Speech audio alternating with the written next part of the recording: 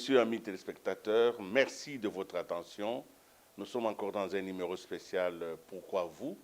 Nous avons mis cet espace sur Géopolis Télévision et sur d'autres chaînes partenaires parce que la question est posée à ceux qui se sont présentés au peuple pour demander leur suffrage. Alors le peuple leur demande, mais pourquoi vous? Il faut donc construire pour le peuple, pour les électeurs, les raisons de l'adhésion éventuelle à l'un ou à l'autre des candidats. Nous sommes ici honorés par un candidat qui a accepté de répondre à nos questions. Nous sommes ici avec le numéro 17, le pasteur Théodore Ngoï, qui n'est plus à présenter dans l'espace politique congolais parce que c'est un homme qui a fait ce qu'on appelle ici ses lettres de noblesse au travers de son combat politique. Nous sommes donc là pour découvrir un tout petit peu qu'est-ce qui est au fond de lui-même, qu'est-ce qui le pousse tant à se battre, quelle est la nature de son combat, mais surtout aussi quelle est l'offre politique qu'il propose aux différents Congolais, aux différents électeurs pour le 20 décembre. Nous allons donc passer avec lui un moment. Nous espérons que vous serez attentifs parce que les questions et les réponses devront vous servir de base du jugement pour demain. Pasteur, merci de nous recevoir et merci surtout d'accepter cette interview. Merci. Ça fait de longues années qu'on vous connaît. Moi, personnellement, j'ai commencé ce métier, vous étiez déjà en train de passer à la télé. Vous voir candidat président de la République, ça ne me surprend pas, mais ça m'étonne en me disant, mais qu'est-ce qu'il cherche? Aujourd'hui, il est professeur d'université, il est avocat de renom, il a une vie quand même confortable, il a la notoriété et il a certainement une église dans laquelle l'église, il a des fidèles qui suivent sa parole. Pourquoi il prend le risque d'aller encore dans l'arène des crocodiles? Pourquoi il prend ça? Quelle est son insatisfaction? Pourquoi il fait ce pas? Encore une fois, voilà ma première question qui est un étonnement. Pour enchasser les crocodiles, justement, qui prennent la part du peuple. Le Congo, depuis 1885, a fait l'objet d'un pacte qu'on appelle l'acte général de Berlin, qui confère à des nations le pouvoir d'empêcher le Congo d'être une nation souveraine, un pays souverain, un État souverain, et qui a installé au Congo un homme, Léopold II, comme gardien des intérêts des autres. Lorsqu'il a commencé à construire la Belgique avec nos ressources, avec notre argent, on a demandé qu'il soit poursuivi pour génocide, parce qu'il y avait effectivement un génocide. Donc, le génocide rwandais contre le Congolais n'est pas le premier. Enfin, c'est un génocide rwandais, bien sûr, mais le Rwanda et son président actuel mènent la guerre contre le Congo par procuration. Et il y a des nations qui ont, en 1985, dit que le Congo, c'est le coffre-fort de ressources pour le monde dit libre, le monde occidental. Et donc, quand nous arrivons en 1960 avec un Premier ministre réellement élu et qui dit « nous allons bâtir un pays au cœur de l'Afrique », il a dénoncé la traite négrière. On a dit que c'était un chien enragé. Un chien enragé qui devait mourir. Et on l'a tué. Mobutu est resté jusqu'en 1997. Il a réussi un peu à nous rassembler comme nation, mais il n'a pas construit d'économie. Surtout, il a détruit l'homme. L'homme dans ses repères. Pour construire une nation, il faut avoir des repères. Ces repères sont des valeurs qui rassemblent tout le monde. Et ces valeurs, on les défend avec des règles, justement, qui reflètent ces valeurs. C'est ça, bâtir l'état de droit. Les éléments constitutifs de l'état de droit, c'est la légalité, la démocratie, le respect des droits de l'homme. Et donc, il y a des valeurs qui sous-tendent ces règles-là. On nous a laissé quelles valeurs? On se battait pour quelles valeurs? Moto, abongisa. Chacun s'est battu pour lui-même. Sur la route, chacun veut passer avant l'autre. Tout ce qui intéresse le conducteur, c'est comment lui va passer et arriver là où il va. Il ne se préoccupe pas de l'intérêt général il ne se préoccupe pas de respecter l'autorité et la règle qui permet le déplacement harmonieux de chacun sur la route. Et c'est comme ça, dans les différents secteurs de la vie, chacun se bat pour son pain au détriment des autres. Et le pays, évidemment, en souffre sur le plan économique, sur le plan politique, sur le plan social, sur le plan culturel. On peut, sur le plan socio-culturel, parler de l'éducation. Dans notre éducation aujourd'hui, c'est l'enseignement, et non plus l'éducation morale, l'éducation physique, l'éducation intellectuelle, associée à tous les autres aspects. On ne se préoccupe plus de structurer l'esprit par le savoir-être, on se contente de meubler l'esprit par le savoir. Mais le savoir n'a pas de fondements, des rudiments ne sont pas donnés. L'enseignant qui, à la base, pose les fondements sur lesquels on va construire la personnalité, l'homme civique, le citoyen qui va travailler pour son pays, qui va défendre au prix de son sang l'intégrité territoriale, cette base n'existait pas parce qu'on ne paye pas l'enseignant comme il se doit, on n'honore pas l'enseignant, on ne lui donne pas les moyens de sa dignité, alors l'enseignant déserte, tout en étant là, il n'accomplit pas totalement, entièrement son métier, il ne l'exerce pas comme il se doit.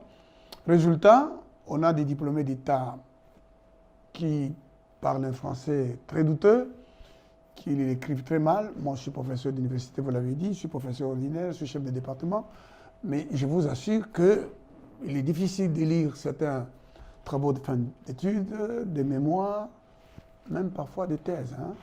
Et donc, le pays est déchiré parce qu'il y a des crocodiles internes, des crocodiles externes. Je viens là pour les faire tomber et prendre la place qu'ils ont occupée pour se servir. Alors, Pasteur Théodore Ngoï, vous êtes un homme, seulement un homme, c'est tout. Vous n'avez pas derrière vous une machine politique, vous n'êtes pas vous n'avez même pas créé des partis, vous vous présentez seulement à titre personnel. Est-ce que c'est suffisant pour basculer un pays dont vous venez de décrire le déclin avec tant de talents? Est-ce que vous pensez que le fait simplement de vouloir que ça change parce que vous êtes un homme, ça suffit? Pharaon, chef d'un pays à l'histoire millénaire, sagesse millénaire, aujourd'hui symbolisée par les pyramides, c'est quelle intelligence qui a pu construire à l'époque où il n'y avait pas la machine que l'on a aujourd'hui, fait un songe. Dans ce songe, on va lui expliquer, il vit dans ce songe une période de vaches grasses, de prospérité. Et puis, quelques temps après, il vit une période de vaches maigres. Il ne comprend pas. On lui dit, on va réparer une faute. Il y a un homme, un esclave, mais qui est différent des autres. Pas parce qu'il a fait Advar ou il a fait l'Université Kinshasa, mais parce qu'il est à l'école de celui qu'on appelle Jésus-Christ de Nazareth, le Fils du Père. Celui-là, il est le fils de Jacob Israël, qui a cru en Dieu, le Père de Jésus-Christ. Et on fait venir Joseph. Il lui explique tout simplement que c'est Dieu qui lui a révélé qu'il y aura une période de famine. Il faut gérer préventivement cette période. Et Pharaon dit, où trouverions-nous un homme? Il n'a pas dit, où trouverions-nous des hommes? Où trouverions-nous des grands partis politiques? Où trouverions-nous un homme en qui réside l'esprit? Donc c'est un homme qui fait l'histoire. Toutes les nations du monde, lisez, vous êtes grand journaliste, vous verrez qu'à un moment donné, on a eu besoin d'un homme. C'est poétique, mais ça ne nous ramène pas à la réalité d'aujourd'hui. C'est vrai que si vous êtes l'homme qu'il faut, ça signifie que vous êtes aussi comme celui à qui Dieu a révélé qu'il sera présent du pays. Je n'ai jamais dit ça à ceux qui le disent, de se souvenir qu'il est écrit, lorsqu'un prophète dira une chose, l'attribuant à Dieu, si elle n'arrive pas, il sera puni de mort parce que c'est un faux prophète. Ceux qui font de telles déclarations doivent se préparer à passer devant les tribunaux de l'histoire. Si la chose qu'ils ont dite ne s'accomplit pas, ils auront eux-mêmes jugé qu'ils sont faux. Alors, prenant votre exemple de Joseph, parce que vous l'avez cité, Joseph avait une sagesse immanente, comme on dit, et il avait la capacité de découvrir des choses, des mystères. Alors, vous, qu'est-ce que vous avez? Vous êtes un homme intelligent, je ne peux pas douter de cela. Mais quel est le paraclet? Qu'est-ce que vous apportez? Quelle est la chose qui va déterminer tout? En réalité, c'est quoi que vous avez de particulier pour que, en tant qu'homme, vous constituez les lieux de rupture? Joseph Kabila, alors président de la République, me reçoit et je lui dis, Excellence, je suis désillusionné. Je vous connais depuis 2 ans et je ne peux pas être rétabli dans mes droits à la Banque centrale parce que j'avais été mis en démission d'office injustement par le gouverneur de l'époque. Jusqu'au moment où je parle, je réclame d'être rétabli dans mes droits. Je ne sais pas si le président de la République sortant va le faire. Le président Joseph Kabila n'a pas voulu le faire. Les premiers ministres qui se sont succédés m'ont reçu, notamment mon confrère Chibala m'a reçu. Il m'a promis qu'il allait régler ce problème, c'est-à-dire me rétablir à la banque, payer le montant que j'ai demandé pour les réparations des torts causés à ma propriété, des dommages causés à ma propriété, contre les valeurs immatérielles, les valeurs matérielles, me rétablir dans mes droits au Parlement parce que j'avais été empêché de siéger par Kingwa Mwanza et celui qui était gouverneur, qui est aujourd'hui candidat numéro 3. On m'a empêché de siéger au nom de Joseph Kabila et on m'a privé des salaires injustement. J'ai été ensuite reçu par Ilonkamba, dans les mêmes bureaux, un peu différemment décorés. Il m'a dit qu'il connaissait cette maison et qu'il allait me rétablir dans mes droits. Il est parti sans le faire. Et je n'ai pas posé ce problème au président sortant quand je l'ai rencontré, lorsqu'il m'a fait l'honneur de m'inviter. Mais j'ai posé les problèmes récemment. J'attends que l'on puisse me rétablir dans mes droits. Donc si demain il y a un paiement qui est fait, ce sera tout simplement mon droit dans lequel je suis rétabli. Alors Joseph, à cette époque, Joseph Kabila, je vais dire, président de la République à cette époque, me regarde, son visage change brusquement, je m'aperçois qu'il y a de l'huile, de cette huile qu'on ne peut pas toucher, mais qu'on peut percevoir. Il est loin et il lève son doigt et il dit « Ne parle pas comme les Congolais. Tu n'es pas comme les Congolais. Tu as une mission que Jésus t'a donnée sur la terre pour le Congo. » Etienne Tshisekedi, Hassan Siti, entend son épouse, Maman Marthe, elle est encore vivante, me reprocher l'accord des cascades, en me disant « Mais tiens, est-ce que tu peux encore nous prêcher ?» Son mari l'arrête, il dit « Tu ne parles pas à Théodore comme ça, il n'est pas comme les Congolais. » Bien avant, il m'avait dit « Pasteur, c'est toi qui fera de ce pays un état de droit. » Cela est connu du président de la République sortant, Tshisekedi, Antoine, Félix Antoine, parce qu'il me l'a rappelé. Il m'a dit, Maman Marthe m'a dit que vous étiez très proche de mon père et qu'il avait dit ce que vous aviez déjà dit. C'est que, en réalité, on n'a pas besoin de partis politiques en réalité, encore que je suis dans un pays où, historiquement, sociologiquement, les partis politiques se font et se défont au gré des intérêts divergents.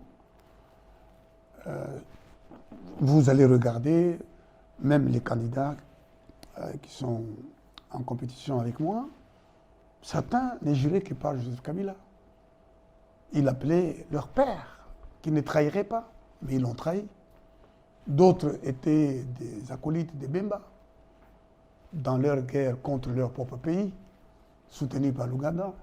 D'autres encore étaient au service de l'agresseur rwandais, à travers leur parti politique. Quelle offre ont-ils, ceux qui se sont associés à un moment donné dans notre histoire, à notre agresseur ou aux dirigeants qui ont des comptes à rendre à ce pays ici? Où est passé l'argent? Ce n'est pas Joseph Kabila qui est accusé, celui qui est aujourd'hui candidat numéro 3, de la disparition des 10 milliards de dollars. C'est dans la bouche de Joseph Kabila. Lorsque, pour des intérêts qui les concernaient, ils ne s'entendaient plus, l'un resté président, l'autre est devenu opposant, alors qu'ils étaient fils et père, eh bien, il a parlé des 10 milliards de dollars qui auraient disparu. Joseph Kabila, le discours existe, vous pouvez le retrouver. Vous êtes un journaliste, historien de l'événementiel. Nous avons appris, sous Tshisekedi ici, que l'on détournait jusqu'à 500 millions de dollars. Alors qu'on nous parlait d'un budget de 100 milliards, nous nous sommes retrouvés qu'avec un budget de moins de 4 milliards. Mais pendant ce temps, on pouvait détourner jusqu'à des milliards dans ces pays. Donc il y a un problème réel, c'est un problème d'hommes. Comme disait Blumenthal, du Fonds monétaire international qui était à la Banque du Zaïre à l'époque, sous Mobutu, il a dit le problème du Congo est moins un problème économique qu'un problème d'homme, un problème de mentalité. Qu'est-ce que j'ai donc? Ma foi en Jésus-Christ, qui m'a déterminé à être l'homme de conviction, que je ne peux exercer les pouvoirs, que j'ai refusé parce que Joseph Kabila me l'a proposé, le président Tshisekedi me l'a aussi proposé. J'ai posé des conditions. Je n'ai pas refusé comme tel, j'ai dit, si je dois exercer les fonctions, voici mes conditions. In fine, on n'a pas considéré mes conditions. Et vous êtes présenté papa, vous-même. Alors aujourd'hui, voilà. Maintenant, je considère oui, qu'en étant moi-même président de la République, je pourrais imposer, je dis bien imposer, l'esprit de justice au pays. Ou si vous voulez, le communiquer. L'imposer aussi par l'imposition de l'esprit du respect des règles établies. alors, vous allez vous présenter dans quelques jours au peuple congolais qui va voter.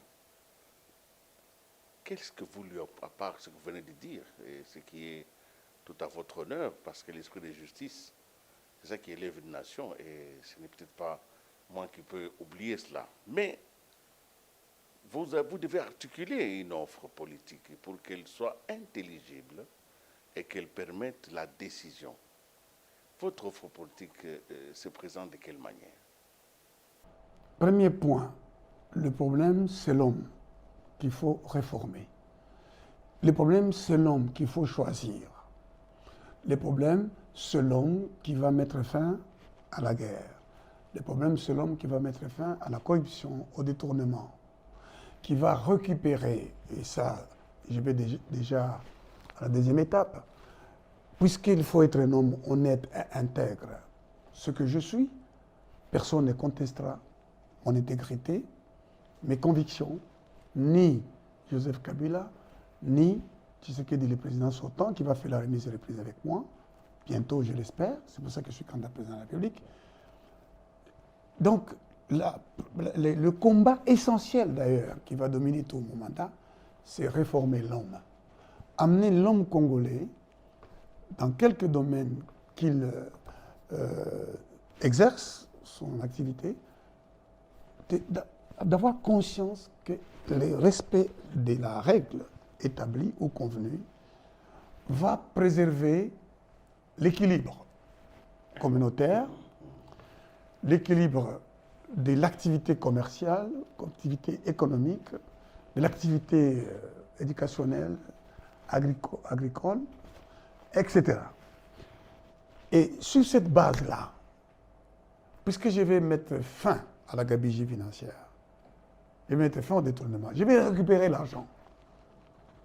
L'argent qui va dans les poches des prédateurs nationaux associés aux prédateurs internationaux. Mais regardez, expliquez-moi comment un magistrat qui a un salaire de 2 000, peut-être 3 000, tout au plus, roule dans un véhicule qui lui a coûté 50 000 $. Comment il a eu ça? Il existe une infraction de blanchiment des capitaux, mais le ministère public ne poursuit pas parce que lui-même, le ministère public, utilise souvent le MAP, le mandat d'arrêt provisoire, pour se faire de l'argent. Le magistrat qui devrait poursuivre, il est lui-même dans les blanchiments des capitaux, parce que qu'on nous dise comment tous ces magistrats qui construisent des maisons en étage les ont eus, comment ils les ont obtenus. Qu'on nous explique comment tous ces Congolais qui sont dans les régies financières et qui construisent des grandes maisons, pas une, pas deux, plusieurs maisons, ont eu de l'argent. Vous voyez? Et donc, je vais récupérer tout cet argent, et c'est beaucoup d'argent. Je vais le rendre aux Congolais sous forme de salaire décent, sous forme de création d'emplois. Mais surtout, et ça c'est le grand projet, je vais le rendre sous forme de voies d'évacuation de nos produits, voies ferroviaires, voies lacustres, voies maritimes, voies routières. Vous savez que vous et moi, nous sommes dans un pays où notre alimentation est sous le contrôle des Indiens, des Libanais ou des Chinois, pas des Congolais. Nous allons dans l'alimentation acheter une mangue importée de l'Afrique du Sud, alors que nous avons des mangues dans ce pays ici. Dans toutes les provinces de ce pays, nous avons des mangues. Dans toutes les provinces, il y a des fruits, toutes sortes de fruits naturels. Mais on nous amène, nous vivons de l'importation de produits que nous amenons dans les pays ménagères. Alors qu'avec les routes, notamment les routes de dessert agricoles, nous permettrons la circulation de tous ces fruits qui pourrissent. Nous avons du poisson, variété des poissons. Nous avons des ressources forestières. Nous avons des ressources animales. Nous avons tout ça. Mais il nous faut des routes. Nous allons faire des ponts. Ça, c'est les grands projets. Donc, la connexion... À la fin de mon mandat de 5 ans, oui, le Congo aura été désenclavé. Ça, c'est très important. Vous pourrez prendre votre vélo, le paysan qui travaille dans les champs, quelque part à Manembankoulo, qu'ils envoient je ne sais pas moi où, va prendre un vélo. Il met les produits, il les amène. Nous avons des produits qui pourrissent ici dans le Congo central. Alors, une question que je veux poser à ce moment, parce que nous sommes arrivés au milieu de cette émission. Vous avez élaboré une problématique qui est certaine. Alors, je vous ramène au début. Vous avez dit que le pays a été construit par une volonté internationale comme un réservoir des ressources naturelles, un coffre-fort. C'est comme ça que cette économie du pays est une économie extravertie. Donc, les structures économiques de ce pays sont mises en place pour que tout mouvement de production soit au service des économies d'ailleurs. Comment vous pouvez renverser cette tendance? Comment vous pouvez... Parce que si on ne change pas la structure de l'économie, on ne peut pas changer le destin du Congo. Pensez-vous qu'avec la demande mondiale, avec la pression mondiale, avec la place du Congo aujourd'hui dans les concerts des nations, le Congo peut avoir des ressources suffisantes, je parle de ressources politiques, pour changer la structure de son économie? Je vous ai dit que Pharaon a dit « Où trouverons-nous un homme comme celui-ci » Nous avons le cas ici de Laurent Désiré Kabila. J'oublie toujours son nom, il fut secrétaire d'État américain. Il venait d'ailleurs de publier Evan Cohen. Moi, je l'ai lu. Il a écrit en anglais « For the first time, a man starts to build a nation ». Voilà. Pour la première fois, un président a commencé à construire une nation sans Banque mondiale, sans Fonds monétaire international, attaqué de toutes parts, occupé sur une grande partie du pays, mais il a pris les ressources sur la partie qu'il contrôlait. Il a commencé à construire le pays. Je me souviens de l'inauguration de la route que nous appelons aujourd'hui Boulevard Triomphal. En 78, Mokolo Wampombo. Il a inauguré avec casque, tout ça, mais on n'a jamais fait cette route-là. Mais lui, il l'a fait en moins de 3 ans. Je crois en une année. Il a fait cela. Donc, c'est possible pour nous de nous libérer. Je viens de dire, nous allons faire circuler d'abord nos produits. Et nous allons les manger, mais aussi les vendre. Savez-vous qu'à l'époque belge, on a prêté l'avion pour amener nos légumes à l'étranger. Tout un avion, beaucoup de légumes, on les vendait venant de ces pays. Est-ce que vous savez que la Belgique a organisé la migration Banyarwanda? C'est de là que nous viennent beaucoup de Rwandais qui s'autoproclament Congolais d'origine, alors ils peuvent réclamer la naturalisation. Ils venaient pourquoi, les Rwandais? Pour travailler dans les plantations de thé, de café. Vous voyez? Donc, c'est possible de transformer Absolument. Absolument. Vous dites comment, sur le plan politique, nous allons trouver les ressources pour nous libérer. C'est l'homme que je suis. Il faut savoir parler et il faut savoir porter la parole du Congo. La porter de la manière la plus excellente, mais aussi la plus convaincante. Alors, l'homme que vous êtes va régler comment la question de la guerre à l'Est? Parce que ça, si vous devenez président dans quelques jours, hein, vous trouverez sur votre table ce dossier d'M23, ce dossier de l'EAC, ce dossier du Rwanda. Vous faites comment? Vous négociez avec Kagame ou vous êtes pour la pleine et totale guerre? Je ne peux pas dire je vais négocier avec Kagame. Je ne peux pas non plus dire je vais faire la guerre à Kagame. Mais je vais agir en homme avisé. Jésus-Christ a dit il faut toujours calculer la dépense. Moi, je ne ferai pas de promesses. Ce qui est vrai, c'est qu'il faut d'une part parler haut et fort au sein de la communauté internationale pour que la guerre et les génocides et l'exploitation illégale des ressources soient reconnus. Il y a eu des rapports Safiatou que moi-même j'ai exploités, mais on les a oubliés. L'ONU a démontré que tous les États du monde s'étaient organisés pour exploiter les ressources et les autres richesses du Congo. Cette dame-là, Safiatou, je ne sais pas si elle vit encore, c'était une Ivoirienne, elle a dit que notre vie est exposée à une lame des rasoirs du peuple congolais à cause de nos richesses. Le pays est convoité. Donc, toute cette guerre-là, Kagame n'est qu'un instrument. Donc, il faut savoir convaincre la communauté internationale. Et les moyens pour convaincre la communauté internationale, c'est s'organiser d'abord à l'intérieur. L'intérieur, c'est les élections dans quelques jours et vous êtes cité parmi les candidats qui ont fait une démarche pour pouvoir empêcher la tenue des élections par une démarche à la Cour constitutionnelle.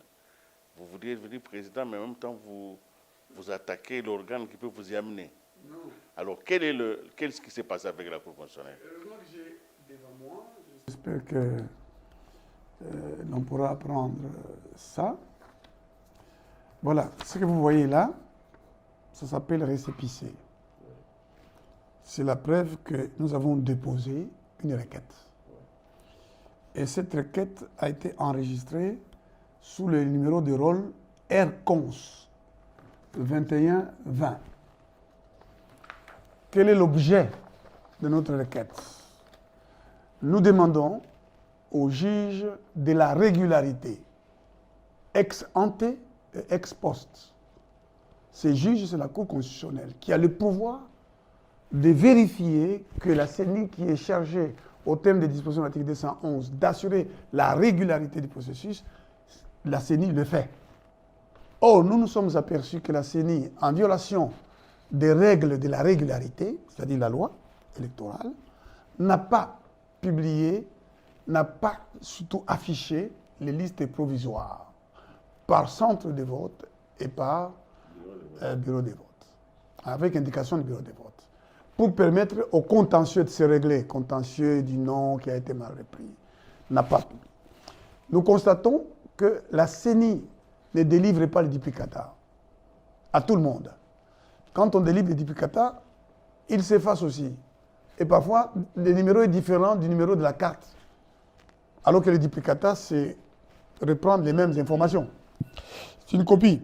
Et nous sommes aperçus que, à cause de cela, nous n'avons pas d'électeurs. Nous n'avons presque plus d'électeurs. Parce que 80 à 85% des électeurs ont des cartes effacées. Or, la qualité d'électeur est conférée par l'inscription de l'électeur sur la liste électorale et la détention de la carte électorale ou de son duplicata, délivré par la CENI. Nous nous sommes aperçus que la CENI n'a pas publié 30 jours avant le lancement de la campagne les listes définitives qui devraient être affichées par centre de vote et bureau de vote. Pourquoi 30 jours avant la campagne? Parce que la campagne n'est pas ce que l'on voit. Les spectacles où la plupart des candidats qui ont de l'argent dont on ne connaît pas l'origine vont donner à des individus qui sont affamés, qu'on a affamés volontairement, et on se présente comme celui qui ne veut rien chercher, qui ne demande rien, alors qu'on a des comptes à rendre à cette République pour avoir géré soit la République, soit une province, et qu'on a des comptes à rendre parce qu'il y a des traces d'enrichissement illicite. On donne de l'argent aux gens, ils viennent nombreux, on fait des spectacles. Et puis, il y a des journalistes, et vous n'êtes pas de ceux-là, qui croient que c'est ça, la campagne. Et qui me demandent parfois, vous n'êtes pas en campagne. Mais enfin, là, c'est la campagne que je fais. Je m'adresse à ceux qui peuvent suivre Géopolice. Et ils sont nombreux.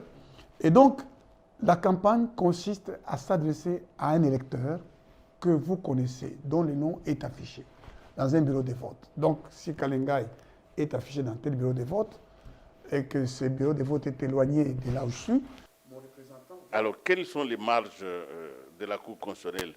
À quoi peut-elle aboutir de vos dents? J'ai de corriger les irrégularités ordonnées à la Cour, et nous terminons en disant ordonner à la CENI d'accomplir les actes susvisés pour assurer la régularité du processus, sa transparence, sa crédibilité et son caractère impartial, inclusif et démocratique pour la tenue effective au 20 décembre des élections crédibles.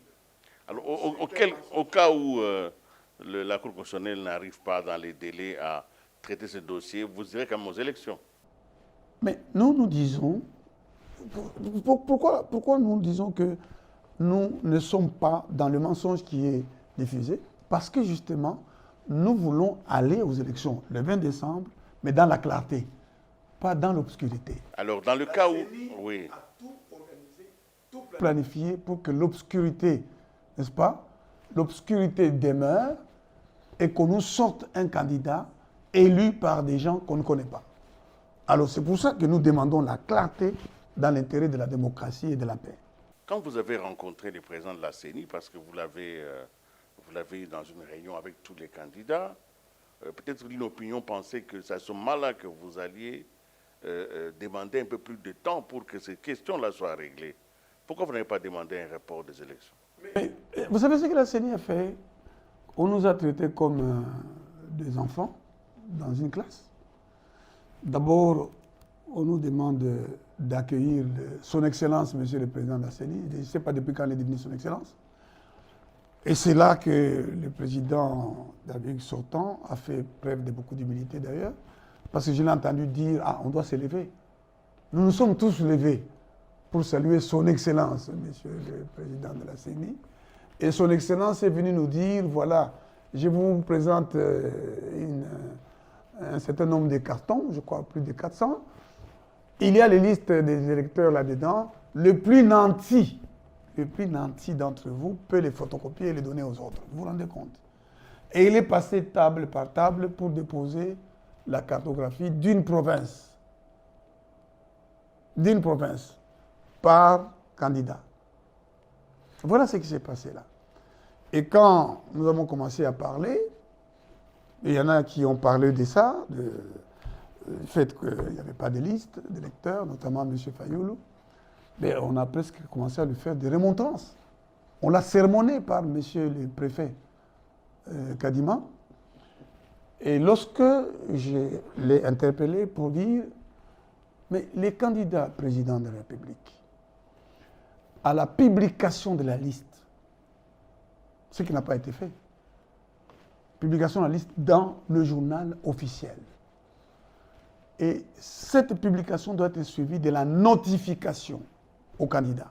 On ne nous a jamais notifié la liste définitive, publiée au journal officiel. Et cette notification doit être faite également au gouvernement à l'intention des missions diplomatiques congolaises, diplomatiques et consulaires à l'étranger, parce qu'il y a des électeurs aussi de l'étranger. Le candidat président peut voyager, il doit donc avoir un passeport diplomatique.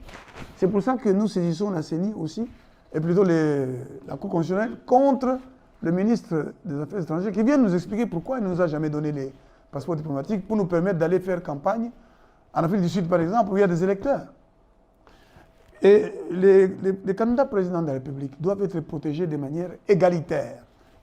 La loi dit précisément qu'ils doivent être traités sur le même pied d'égalité. 25 policiers avec tous les dispositifs de sécurité.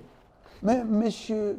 Kazadi, mon confrère Peter Kazadi, estime qu'il n'y a pas de véhicule pour donner. Nous avons payé $100 000 et la loi dit que la garde, tous les dispositifs de protection, c'est à charge du Trésor. Nous avons versé l'argent dans le Trésor. Pourquoi on ne nous donne pas des véhicules de suite, on ne nous donne pas des véhicules de pointe? Parce que le président doit être protégé, le candidat président de la République doit être protégé pendant la campagne, à sa résidence, sur la route et au lieu de campagne. Ça veut dire qu'il y a un matériel de sécurité approprié pour que quand il est sur la route, une route où il y a souvent des embouteillages, la sécurité montre son visage et on laisse passer le candidat en toute sécurité parce qu'il est susceptible de diriger le pays demain. On peut lui en vouloir, on peut vouloir tirer sur lui. Mais le ministre de l'Intérieur ne comprend pas ça. Et nous avons posé ces problèmes, y compris au président de la République sortant. Et voici ce que le président de la République sortant m'a dit, à moi. Mais c'est le ministre de l'Intérieur. J'ai dit, mais il est sous vos ordres. Tout ce que j'ai pu recevoir, c'est un sourire du président de la République. Et rien jusqu'au moment où nous parlons ici. Alors, vous venez de décrire un tableau qui n'est pas très encourageant pour la tenue de ces élections. M. Kadima a eu plus d'argent que les deux précédents présidents, ou les trois précédents, parce qu'il y a eu, il y a eu Malmalou, je crois, 2 fois, et puis Mulonda Enanga. Je crois, je ne me trompe pas, lui il a eu plus d'argent, il a prévu de dépenser plus d'1 milliard. Évidemment, il y a eu le double aussi des électeurs. Et les voilà qui écrit une lettre, j'espère que c'est un faux, une lettre pour dire, je ne sais pas déployer, nous sommes aujourd'hui le 8 décembre. Dans 12 jours, c'est l'élection. Mais on nous sort un papier disant, Monsieur le Président, on écrit au président, au candidat président de la République sortant, voilà, il nous faut des Antonov, il nous faut ceci, des hélicoptères pour déployer le matériel. Un candidat populiste va dire, moi je peux donner l'argent. Mais c'est inacceptable que l'on puisse dire ça. Je crois que les gens ne comprennent pas. Comment je dirais, je cherche le mot qui soit conforme, n'est-ce pas, aux principes qui me gouvernent. Dignité, honneur, délicatesse. Donc je ne peux pas utiliser des mots qui froissent qui que ce soit. En tout cas, ce n'est pas approprié que de dire, moi je suis candidat, donc voilà, moi je peux faire ça. C'est inacceptable. L'État doit assumer sa responsabilité. Nous allons vous poser la dernière question, parce que nous supposons que d'ici 8 jours, nous allons encore venir. Vous avez des choses à dire importantes. Puis-je vous proposer de diriger la presse présidentielle quand je serai président de la République? Je ne peux que me réjouir d'une telle offre. Voilà. Encore faut-il que... Je vous connais très jeune Encore faut-il que... dans la profession. Aujourd'hui, Vous êtes appréciable. Hein? Il ne s'agit pas de moi, ça me fait plaisir d'entendre ces choses. Mais la dernière question que je vous la pose, c'est toujours traditionnelle. Vous regardez cette caméra, alors vous regardez le peuple. Dites à ce peuple pourquoi il doit voter pour vous. En résumé. Je suis Théodore Ngoï Ilunga Wansenga, candidat président de la République numéro 17. Pourquoi vous devriez voter pour moi? Parce que je vais faire ce que personne d'autre n'a fait et probablement ce que personne d'autre ne fera. Il y aura certainement des gens qui feront aussi ce que je vais faire après que je l'aurai fait. Je servirai de modèle, je le crois, tout à fait humblement. Ce qu'il faut faire maintenant, c'est mettre à la tête du pays un homme honnête et intègre. Parce que c'est de ça qu'il s'agit. Un homme qui va empêcher les détournements, empêcher la corruption, empêcher que l'on mette la main sur votre argent, l'argent public, pour aller dans les poches des gens, au Congo et en dehors du pays. Un homme qui va parler haut et fort et faire respecter le Congolais dans le Conseil des Nations, faire entendre la voix du Congo dans le Conseil des Nations. Pour cela, ça demande de la compétence. Il faut avoir de la compétence. C'est pour ça que le président de la République sortant, avec qui j'espère faire la mise et reprise, est allé chercher les diplômes pour l'honneur. Les diplômes que nous avons obtenus après avoir souffert sur le plan intellectuel. Je suis professeur ordinaire. Et le président de la République sortant est allé, avec une foule nombreuse, demander pour l'honneur le même diplôme que moi j'ai eu, que j'ai, et on lui a fait porter la tenue de professeur ordinaire que je suis, mais qu'il n'est pas. Il était en train en fait de dire, il vous faut trouver un professeur ordinaire. C'est pour ça que je viens chercher ça. Donc, je suis compétent.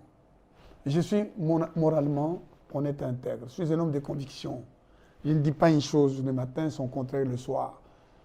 Vous avez besoin de cela pour qu'on vous rende votre argent public, qu'on vous rende votre patrimoine qui est en train d'être dilapidé et que vous puissiez le retrouver sous forme d'emploi, sous forme d'accès à l'eau, à l'électricité, d'accès à un logement décent, d'accès aux soins de santé appropriés, à la prise en charge immédiate de vos problèmes de santé, etc. L'accès à une école avec l'infrastructure qui permet de former sur le plan du comportement, sur le plan intellectuel, etc. Regardez, si vous faites 17, vous cherchez 17, vous prenez 20. Vous faites moins 3, vous avez 17. Faites tomber les 20, faites tomber les 3. Vous avez un homme intègre qui va vous conduire. Le 17e jour, Dieu fit pleuvoir et la pluie détruisit tous les mâles. Le 17e jour encore, Dieu prit l'arche et l'amena sur la montagne de la paix. Avec le 17, nous serons sur la montagne de la paix, avec le Seigneur Jésus-Christ. Il combattra pour nous. Nous mettrons fin à la guerre, nous mettrons fin à l'occupation. Avec Jésus-Christ, nous ferons ce que personne ne peut faire pour nous. Merci. Merci, Pasteur Théodore Ngoï, candidat numéro 17 à l'élection du 20 décembre 2023. Merci d'avoir été à Pourquoi vous, et nous avons certainement donné la parole à un homme qui a dit selon son cœur, et par respect pour cette parole, elle vous arrive telle qu'elle a été dite. C'est ça aussi notre devoir. Mesdames et messieurs, c'est donc fini pour ce soir. Nous espérons retrouver à une autre occasion, dans d'autres circonstances, M. Théodore Ngoï. Et nous pensons que vous allez rester fidèle à Géopolis Télévision pour suivre d'autres émissions, pourquoi pas d'autres candidats. En tout cas, d'ici là, portez-vous bien. Au revoir.